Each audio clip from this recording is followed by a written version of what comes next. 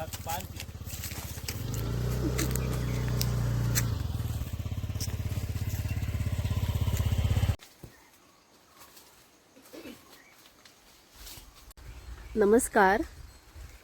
अनन्या दौऱ्यावर असल्यामुळे आमच्याकडे व्हिडिओ करायला कोणी नाही, म्हणून मी व्हिडिओ करते.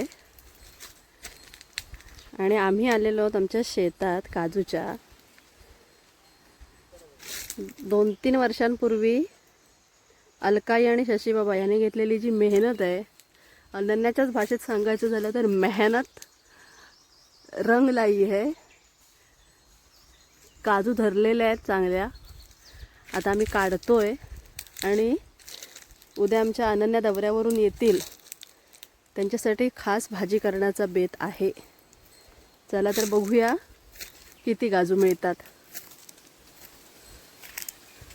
आणि आमचा मामा येईल बोटीवरून, तर मामासाठी सुद्धा आम्ही काय करतो, सुकवून ठेवतो काजू. तर अशा ह्या तुम्हाला ठिकठिकाणी दिसतील. अगदी जास्त झाडं नाही आहेत, खूप कमी झाडं आहेत, पण आमच्या म्हातारीची मेहनत आहे. खरंच तिची इच्छा होती खूप.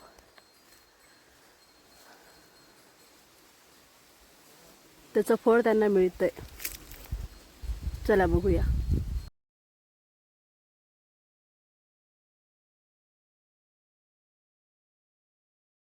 बघू शकता तुम्ही, आमच्याकडे कांत्या काका म्हणून आहेत, कामाला येतात, जाधव काका.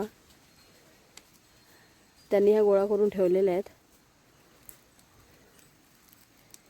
आणि हे भरण्याचं काम माझं आहे, तेवढंच करू शकते. ते बघा तिकडे काम करतायत.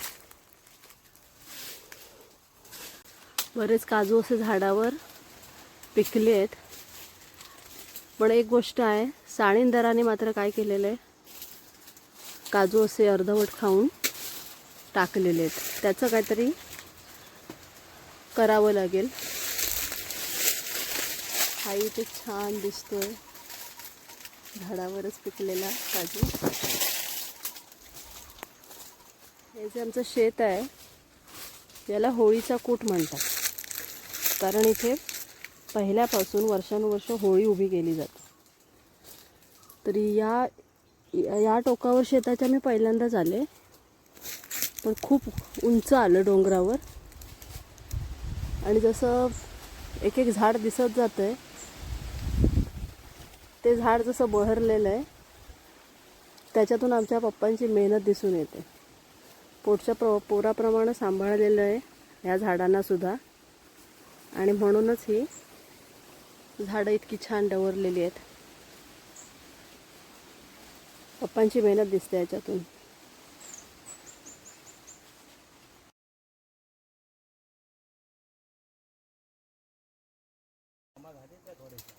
झाल्या काजू जमा झालेत बऱ्यापैकी. काजू काढता काढता आम्हाला काय दिसलेलं आहे तुम्हाला बघायचंय का?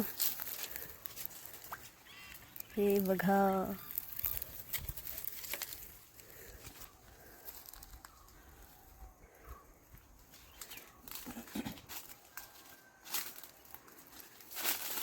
चालूनच दमलो.